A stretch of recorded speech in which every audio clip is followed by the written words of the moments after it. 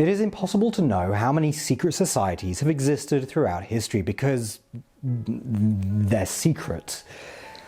But although the details can be vague, some of them were not shy about courting notoriety. One of the more colourful, well-known secret societies of the 18th century was the Hellfire Club, originally founded in around 1718 by Lord Wharton, where it met sporadically and was known as a satirical gentlemen's club that focused on poetry, political discourse and getting drunk.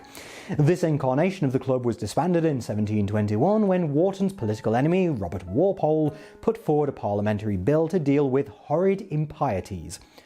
After his disgrace, Wharton turned to Freemasonry. In the 1730s, the society is said to have gone underground, and in 1746, society rake Sir Francis Dashwood formed the Order of the Knights of St. Francis, only much later known as the Hellfire Club.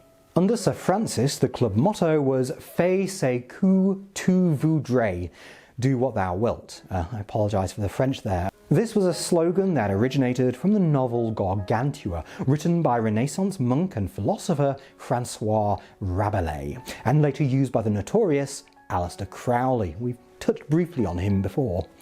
The society originally had 12 members and met in London, but Sir Francis had a well-appointed estate in West Wickham, replete with an ancient chalk quarry, and in 1748 he started construction on a network of caves and tunnels, carving out a gigantic secluded club where the members, now far more than the original 12, could drink, carouse, and do whatever it was they did in quietude.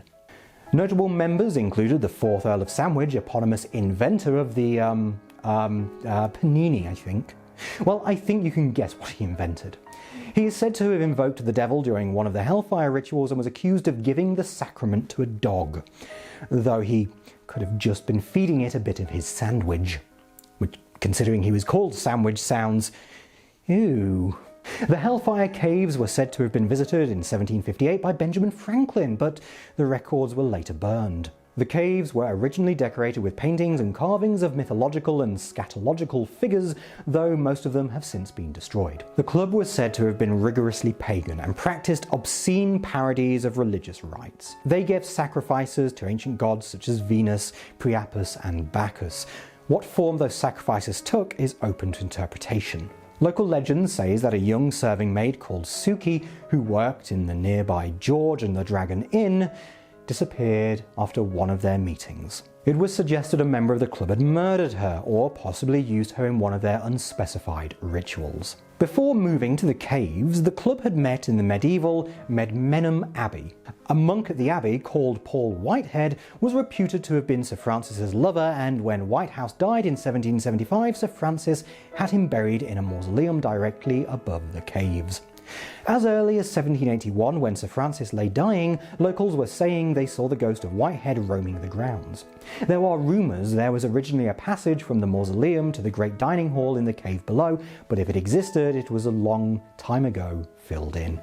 On Sir Francis's death, locals started showing tourists around the mausoleum and caves, letting them hold Whitehouse's desiccated heart. Ew. And they continued to do so until the heart was stolen by an anonymous Australian in 1829. Crikey! The relationship between Sir Francis and Whitehead was a consistent theme during early tours and mentioned in every edition of William Cowper's works, but by the more prudish Victorian era, most guides left out any mention, though they usually did still focus on the depravity and general dissolution of the Medmenham monks. In the latter part of the 19th century, the tales of satanic worship and sacrifice became even more prevalent, and it was about this time that the Hellfire Caves started attracting even more eager tourists.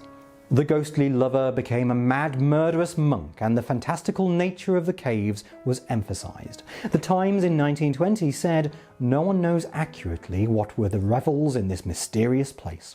The proceedings were secret, but rumor said that wild rites were practiced. Satan received the crapulent homage of the pseudo-monks." Ghost tours in the early 2000s tended to recreate rituals and persuade visitors to tell their own stories of what they experienced and might have seen.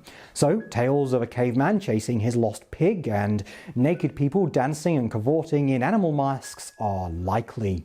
It is still possible to book an overnight ghost hunt, though it can get very cold, so wrap up warm. It may get you wondering about how participants of any naked pagan rituals manage to cavort without their bits freezing up. I mean, that's what Satan worships for. All the hellfire. The caves still had a dummy of Franklin in the corner of the caves until well into the 2000s, along with other gruesome human forms in random nooks and crannies. Anyone terrified by waxworks and dolls would have had a disturbing experience even if they did not believe in ghosts. The caves were recently closed for a while because of, well, the same reason everything was closed. But a newspaper report in the Books Free Press says the caves have been recently fitted with new lights and a light show. The paper reports that guides are not sure why Sir Francis Dashwood carved the tunnels into the caves, and maybe it was a fun project to undertake. Yeah, fun. Lots of fucking. It seems they were downplaying the links of the Hellfire Club in favour of a family-friendly day out with Wi-Fi and cakes. So yeah, maybe nobody is really sure what went on in the caves, but if you are very lucky, you might just get to see the ghost of Lord Sandwich eating his lunch in the newly refurbished cafe, while Benjamin Franklin rides a very well-sated demon dog. Thanks for watching that episode of Spooky History. You can find us on most social media at Spooky His Show. And remember, do have nightmares. Goodbye.